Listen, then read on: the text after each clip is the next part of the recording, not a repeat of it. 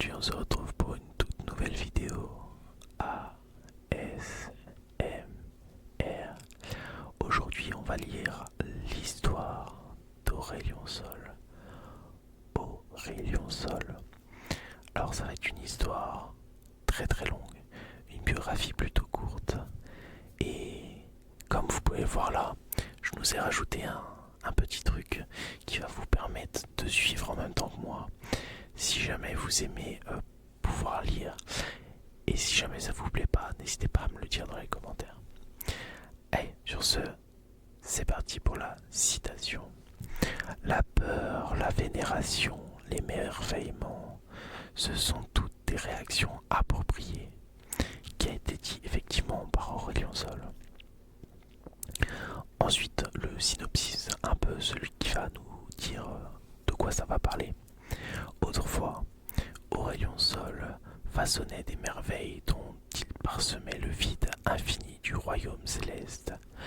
Mais les manifestations de Targon se jouèrent de lui, arrachèrent les secrets d'un soleil de sa création. Son immense pouvoir fut canalisé dans des dieux guerriers immortels pour protéger le monde apparemment insignifiant de Runeterra. Désireux de redevenir le forgeron stellaire qu'il était, Aurélien Sol n'hésitera pas à arracher les étoiles de leur ciel nocturne si c'est le prix à payer pour regagner sa liberté. Et voilà, c'est dit par directement pour la biographie. Aurélien Sol, le forgeur d'étoiles. L'apparition d'une comète dans le ciel étoilé est souvent annonciatrice d'agitation et de troubles. Sous les auspices de ces messagers de feu, de nouveaux empires émergent. D'anciennes cultures s'effondrent et les étoiles elles-mêmes disparaissent du ciel. La vérité est sans doute bien plus troublante. La toute-puissante entité connue sous le nom d'Aurélien Sol était déjà ancienne lors de la naissance des races mortelles de Runeterra.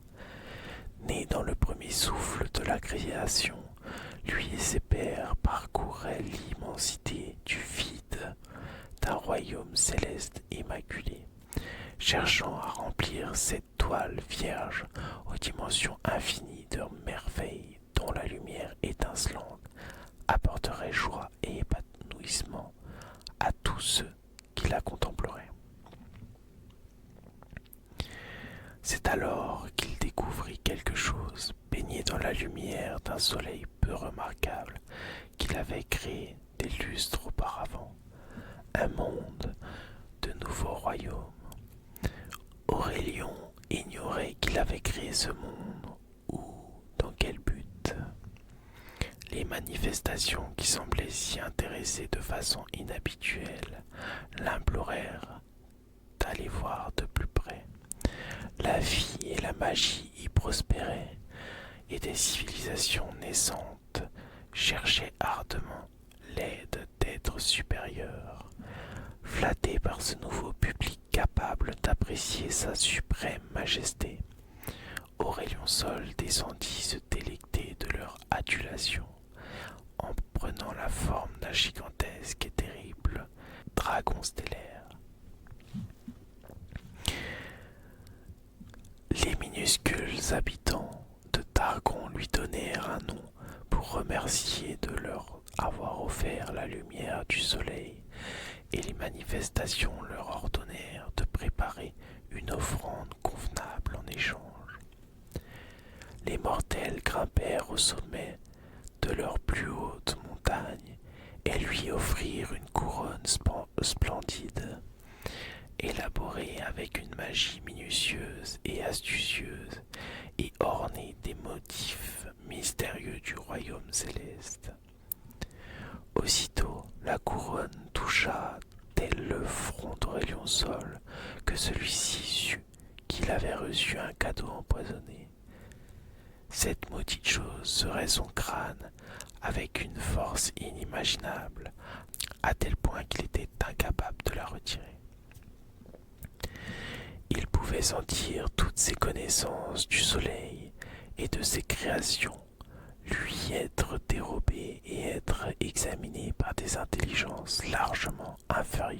la sienne.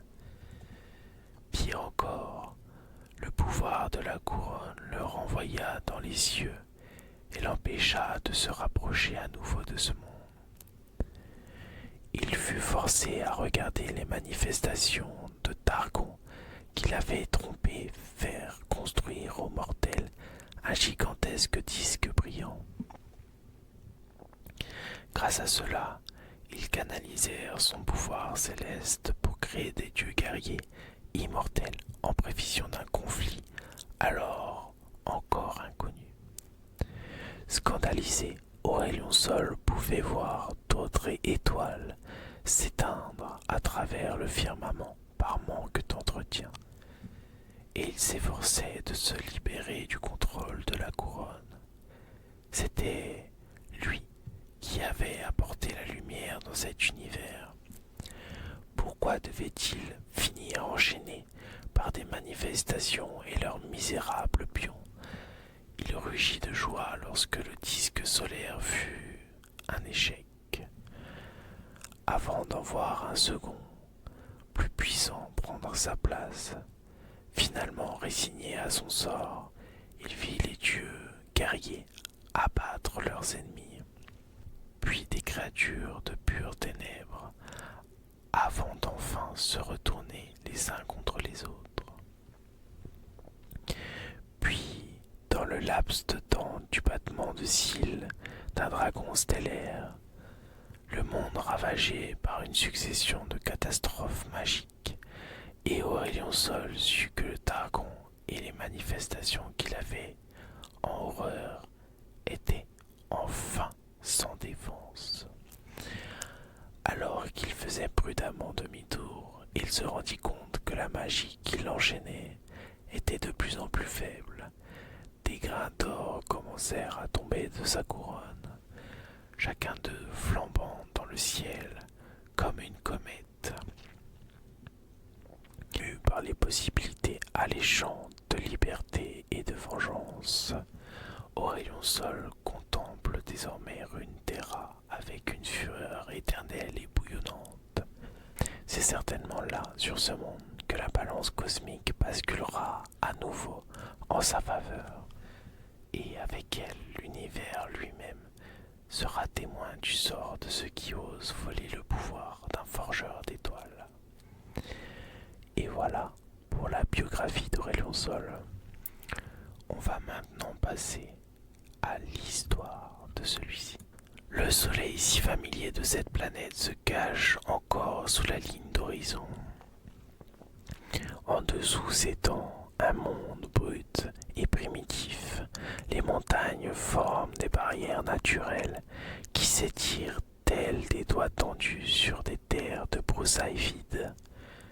Les palais, ou plutôt les bâtiments ridicules qui sont ici considérés comme des palais, peinent à s'élever au-dessus de quoi que ce soit, si ce n'est pas quelques collines basses.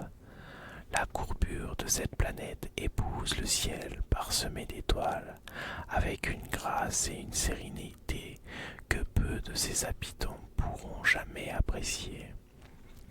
Ils sont éparpillés à travers le globe et tâtonnent aveuglément en quête de compréhension. Il n'y a rien d'étonnant à ce qu'ils aient été conquis et à ce qu'ils soient incapables d'appréhender leur situation. L'éclat de feu que j'ai rassemblé en m'élançant vers ma destination illumine le monde que je survole. Sur cette planète, des poches de vie s'affrontent, se réjouissent ou connaissent la peur, et se répandent dans le moindre recoin fertile qu'elles peuvent trouver. Oh, comme ces créatures m'observent et me pointent du doigt alors que je passe au-dessus d'elles. J'ai entendu tous les termes dont se servent pour me désigner: prophète, comète, monstre, dieu, démon. Tant de noms et pourtant chacun ne me correspond. Dans une vaste étendue désertique, je perçois la pulsion magique familière qui émane du siège de la civilisation dominante parmi parmi ces sauvages. Voilà qu'ils construisent un immense disque solaire. Ces malheureux esclaves se frappent la tête et se déchirent leurs vêtements dans un sillage. Nul doute que leur maître cruel tourne le regard vers l'éclair de feu qui traverse leur ciel et voit en moi un bon présage. Mon passage sera inscrit dans leur pictogramme primitif, gravé sur une roche grossière en hommage à la grande comète. Cette bénédiction du Dieu céleste qui salua leur travail sacré, et ainsi de suite. Le seul but de ce disque est d'infuser la majesté du soleil dans les réceptacles les plus illustres de ces humanoïdes de chair afin de faire d'eux exactement ce dont cette planète a besoin. Encore plus de demi-dieux insupportables. Leurs efforts vont très probablement se retourner contre eux. Mais je suppose que leur domination pourrait perdurer quelque temps, peut-être un millénaire, avant qu'ils ne s'effondrent et se retrouvent supplantés par d'autres. Le désert que je survole s'efface dans la nuit qui me succède, tandis que je poursuis ma route au-dessus des steppes abandonnées, puis au-dessus de petites collines brunes parsemées de verdure. Ce paysage bucolique dissimule un champ de bataille arrosé de sang et couvert de cadavres ou de créatures mourantes. Les survivants se tailladent les uns les autres avec des haches grossières en poussant des cris de guerre. L'un des camps est en train de se faire décimer. Des crânes de cerfs sont fichés sur des pics plantés dans la terre, à côté de guerriers qui se tortillent sur le sol. Les rares individus encore debout sont encerclés par les soldats chevauchant d'énormes bêtes hirsutes. Ces quelques vaincus, cernés de toutes parts, m'aperçoivent soudain dans le ciel et le courage semble affluer de nouveau dans leurs veines. Les blessés se relèvent et agrippent leurs haches ou leurs arcs dans un dernier barreau d'honneur qui prend leur adversaire par surprise. Je ne m'attarde pas pour assister à l'issue de cet affrontement, car j'ai déjà vu ce scénario des milliers de fois. Les survivants s'empresseront de graver une image de ma comète sur les murs de leur grotte. Dans un millénaire, leurs descendants arborderont cette même image sur leur bannière et se lanceront sans doute à corps perdu dans un conflit tout aussi futile. Malgré tous leurs efforts pour capturer l'instant et archiver l'histoire, il est confondant de voir qu'ils sont incapables d'apprendre de leurs erreurs. C'est une leçon que même moi j'ai dû retenir dans la douleur. Ma trajectoire révèle de nouvelles habitations. Le répertoire collectif de leurs réactions couvre la gamme habituelle. Ils me pointent du doigt, s'agenouillent, sacrifient des vierges sur leurs autels de pierre. Ils lèvent les yeux et voient une comète, mais ils ne se demandent jamais ce qui se cache sous cette façade brillante, les quelques rares formes de vie plus évoluées. Et ce terme est pour le moins vague, m'observe dans le ciel et copie mes données dans les almanachs scientifiques au lieu de voir en moi un simple présage. Cette vision est quelque peu rafraîchissante, mais même leur notion bourgeonnante d'intellect semble indiquer que je suis un phénomène céleste régulier dont l'orbite est prévisible. Oh, les exploits qu'ils pourraient accomplir si seulement. Enfin, il est inutile de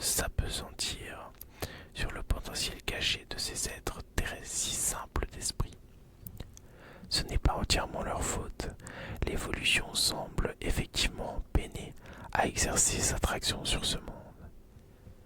Mais hélas, ces facéties infantiles n'ont plus l'attrait de la nouveauté. Les énergies contraignantes de mes liens magiques m'ont traîné d'un monde insignifiant à l'autre pendant des siècles. Et voilà que ce sortilège m'a ramené sur ce caillou familier et si déplaisant.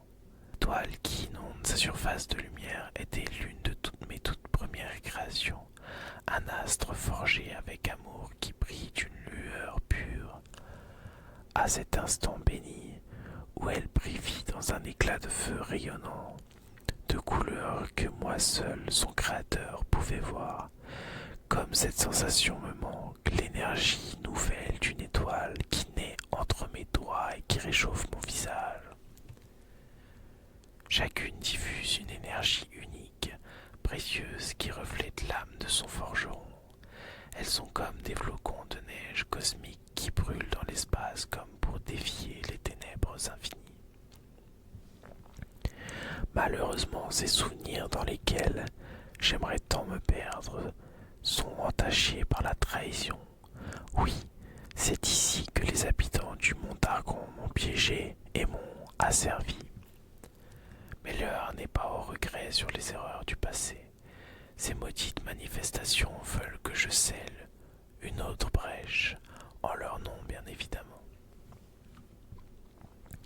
C'est alors que je l'aperçois, elle, la manifestation guerrière de ce monde se tient seule au sommet d'un des pics, brandissant une lance faite de gemmes stellaires.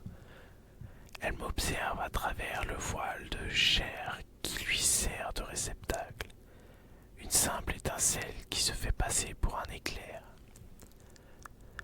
Une épaisse tresse de cheveux auburn cascade par-dessus son épaule sur une armure d'or qui couvre sa peau laiteuse parsemée de taches de rousseur.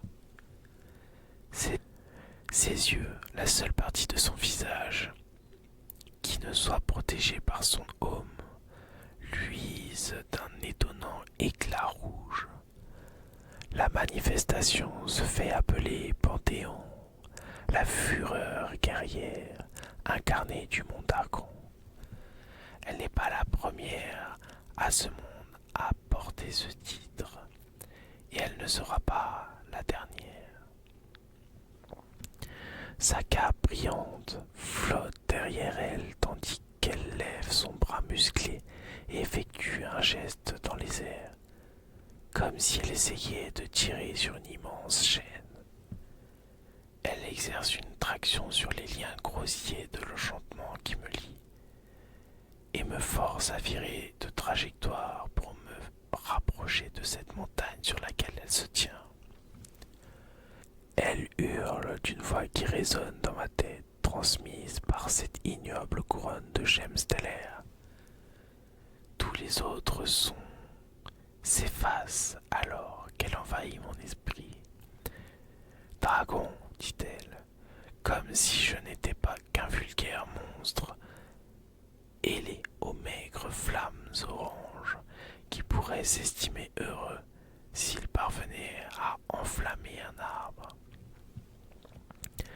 Scelle leur portail, ordonne-t-elle en désignant le fond d'une crevasse rocheuse avec la pointe de sa lance. Je n'ai pas besoin de regarder la faille violette qui érode la réalité en contrebas. J'ai pu sentir les miasmes purulents qui empoisonnent ce monde avant même d'arriver sur place. Je fixe plutôt mon regard sur Panthéon.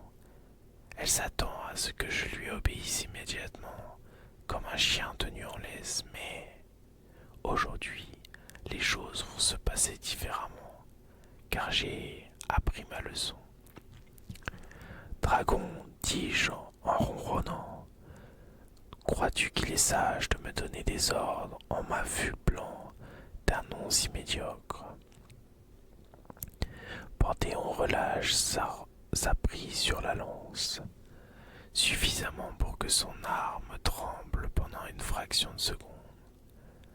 Elle recule légèrement, s'éloignant de moi comme si un simple pas en arrière pouvait la protéger de ma colère. Scelle leur portail, répète-t-elle en criant plus fort, au cas où je ne l'aurais pas entendu la première fois. Elle a beau hurler, elle ne peut masquer une légère hésitation dans sa voix. Elle brandit sa lance vers moi, comme si une arme aussi insignifiante pouvait me transpercer. C'est la première fois que je vois une manifestation du Montargon perdre son sang-froid. Elle n'a pas l'habitude de devoir répéter ses ordres. Je vais m'occuper de ces horreurs rampantes, en temps et en heure, très cher Panthéon. Obéis à nos ordres, dragon, ou ce monde est perdu, à toi Panthéon.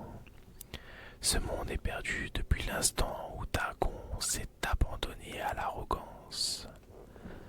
Je sens la colère de Panthéon se mêler de confusion tandis qu'elle lutte pour resserrer sa prise sur mes rênes immatériels. Elle commence tout juste à percevoir ce dont je suis déjà conscient. Targon est distrait et ne se rend pas compte que sa magie s'efface lentement de mes liens. Panthéon beugle de plus belle et cette fois, je ne peux pas résister. L'enchantement rudimentaire reprend le contrôle de ma volonté. Je dirige mon attention vers la source de la brèche nichée dans le bassin de cette vallée autrefois verdoyante et qui déborde aujourd'hui de miasmes violacés. Je sens les formes de vie perverties du néant se faufiler à travers le firmament de la réalité, générant des vagues d'énergie invisibles qui balaient les terres. En traversant cette faille, ces visiteurs importuns déchirent le voile qui sépare le vide de l'univers matériel. Ces abominations sont attirées vers moi et je sens leurs multiples yeux qui me fixent. Elles voudraient me dévorer, moi, leur plus grande menace. Des confins de mon esprit, je conjure une image des fournaises solaires que j'ai autrefois embrasées avant d'être enchaînées et qui alimentent le cœur des étoiles. Je lance des rayons du plus pur feu stellaire et j'incinère, vague après vague, ces monstruosités affamées, les repousse dans leur dimension pervertie. Une pluie de coquilles fumantes s'abat depuis le ciel. Je suis un peu surpris qu'elle ne soit pas totalement désintégrée, mais après tout, les créatures du néant ignorent les lois de cet univers. Une pulsation malsaine imprègne encore l'atmosphère. Depuis le centre de la corruption, je perçois une volonté affamée, indomptable, bien différente des créatures écervelées que sont habituellement les aberrations peuplant le néant. Toujours vibrante, la blessure qui déchire la réalité se tord et se replie, déformant et pervertit tout ce qu'elle touche. Quelle que soit cette chose qui existe de l'autre côté, elle est en train de rire. Panthéon m'aboie de nouveau désordre, mais j'ignore son intervention. Cette anomalie, cette fissure qui perce mon univers, elle me fascine. Elle n'est pas la première fois que je dois m'occuper de ce genre de faille, mais celle-ci me semble différente, et je ne peux m'empêcher d'admirer cette terrifiante manipulation des barrières qui séparent les différents plans. Peu de créatures pourraient appréhender sa complexité, ni même se targuer de posséder le niveau de puissance nécessaire pour déchirer la toile de l'existence. Dans mon fort intérieur, je sais qu'une blessure si exquise n'aurait jamais pu être causée par des créatures rampantes. Non, cette intrusion cache quelque chose de bien plus sinistre. Je frissonne en tentant d'imaginer quel genre d'entité pourrait créer une faille aussi volatile. Je n'ai pas besoin des ordres vociférés par Panthéon pour savoir quoi faire ensuite. façon, l'éventail de ses demandes a toujours cruellement manqué d'originalité. Elle veut que je me projette une étoile dans la déchirure, comme si l'on pouvait se contenter de cautériser de telles écorchures interdimensionnelles. Quand je pense que ces demi-dieux obtus sont parvenus à m'assujettir, moi, au moins ils font preuve d'un début de bon sens. Mes merveilles cosmiques enflammées peuvent effectivement remédier à ce problème. Je veux bien jouer le rôle du serviteur obéissant pendant encore quelque temps. Je prends plaisir à ce que je fais ensuite, en partie parce qu'ils s'en souviendront longtemps, et en partie parce qu'il est agréable de pouvoir déchaîner un peu de mon ancien pouvoir. Mais ce qui me réjouit par-dessus tout, c'est le fait de pouvoir rappeler à l'intelligence qui contrôle cette incursion du néant, quelle que soit sa nature, que personne ne peut se moquer de moi dans mon plan d'existence. Les molécules élémentaires présentes dans l'atmosphère se rallient à ma cause et s'agrègent en une anomalie plasmique. L'amas grandissant de poussière d'étoiles détonne soudain, obéissant à mon ordre silencieux. Je viens de générer une réplique naine de l'une des majestueuses créations qui flamboient aux confins de l'espace. La lumière brillante de cette jeune étoile s'écoule de mes mains. Ce premier astre est rejoint par deux sœurs qui sont toujours à mes côtés. Elles dansent autour de moi en un radieux ballet et leur cœur en fusion dévore les nuages de poussière de matière que j'attire vers moi. Nous devenons une tempête d'étoiles, le ciel nocturne incarné, une forme spirale de feu stellaire. Je conjure des tornades de poussière d'étoiles brûlantes, exhalant une chaleur si pure et si intense qu'elle en affecte très légèrement l'aura de ce monde, altérant pour toujours la courbe de la planète. Des filaments de flammes stellaires irradient et tourbillonnent au centre de la faille. La gravité se distord en de multiples vagues de couleurs que la plupart des yeux ne seront jamais capables de percevoir. Mes étoiles font fondre la matière, mais même à mesure que davantage de carburant vient alimenter leur cœur, leur lumière se fait plus brillante et leur chaleur devient plus intense.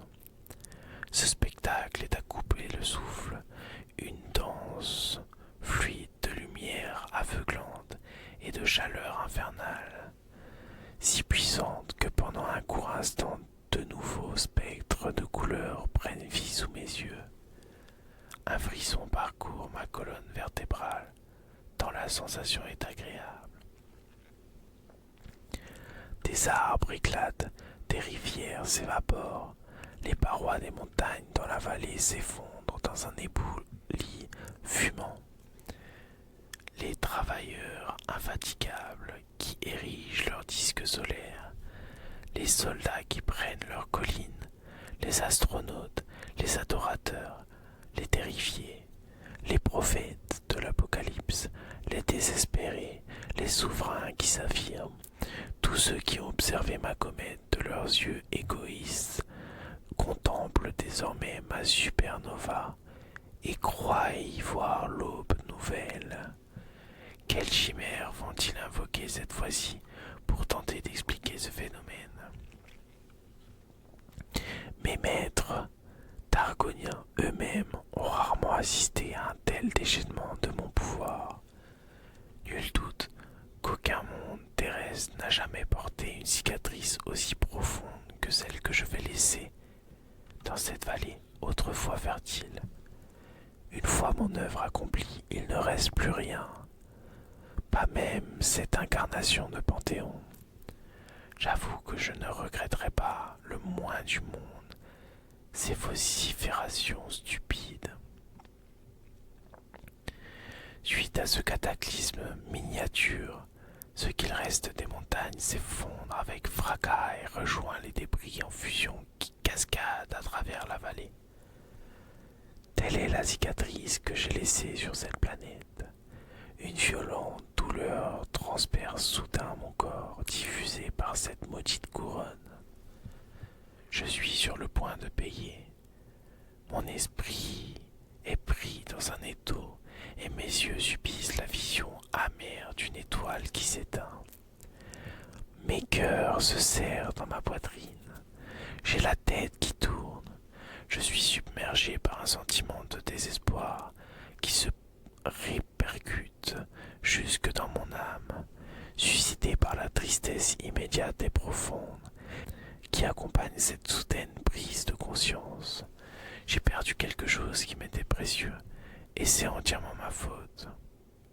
Des formes de vie curieuses que j'ai rencontrées il y a fort longtemps m'ont un jour demandé comment il était possible que je me souvienne de chaque étoile que j'avais créée.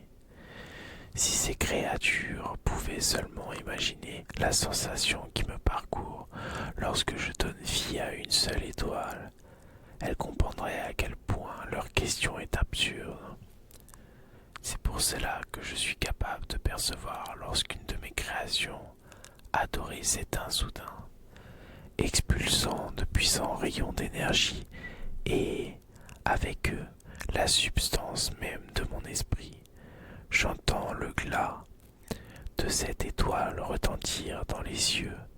Elle brille une dernière fois intensément, dans une déflagration qui noie temporairement l'éclat de ses frères et sœurs. Mon cœur se brise tandis que le firmament est mutilé en guise de vengeance brutale pour avoir osé utiliser mon pouvoir contre la manifestation de Targon. Un soleil est le prix à payer pour un seul panthéon. Tel est le tribut de ma colère incontrôlée. Tel est le genre de sorcellerie rudimentaire dont je suis l'esclave. En l'espace de quelques secondes, ils ont repris le contrôle de mes rênes et m'ordonnent d'accomplir une nouvelle tâche. Je n'ai jamais exprimé un tel degré de liberté, aussi fugace soit-il, sur aucun des mondes que j'ai visités, et qui plus est, j'ai appris de leurs erreurs. À présent, une partie de moi est à nouveau libre. En temps voulu, je reviendrai sur cette planète pour puiser dans cette mystérieuse source d'énergie et briser le reste de mes liens. Je suis connecté à cette incarnation de la guerre qui se tord et se contorsionne dans des réceptacles de chair éparpillés à travers le cosmos. Elle est furieuse d'avoir perdu son avatar mortel sur ce monde. Déjà un nouvel hôte maudit a été désigné pour accueillir la prochaine incarnation de Panthéon. Un soldat de la tribu Rakor, une peuplade qui s'accroche au pied du mont Targon pour en siphonner le pouvoir comme des parasites. Un jour, je rencontrerai ce nouveau Panthéon. Peut-être choisira-t-il de se servir d'une nouvelle arme et d'abandonner cette lance ridicule. Je peux sentir le peuple céleste de Panthéon, éparpillé à travers le cosmos. En un instant, toute leur attention est concentrée sur ce monde, où l'une de leurs manifestations terrestres a été vaporisée par leurs propres armes. Leur confusion est mêlée d'un sentiment grandissant de désespoir, tandis qu'ils se disputent pour regagner leur contrôle sur moi, comme je souhaiterais voir leur visage. Alors que je m'extirpe de la gravité de cette planète, Runeterra perçoit une émotion que je n'ai jamais ressentie chez le peuple de Targon, la peur. Et voilà la team. C'était une histoire d'Aurélien Sol, plutôt très long, très compliqué à comprendre, mais j'espère qu'elle vous a détendu, qu'elle vous a reposé. N'hésitez pas à vous abonner, à lâcher un petit like. Je vous souhaite une très bonne nuit et on se retrouve pour la prochaine histoire. Sur ce,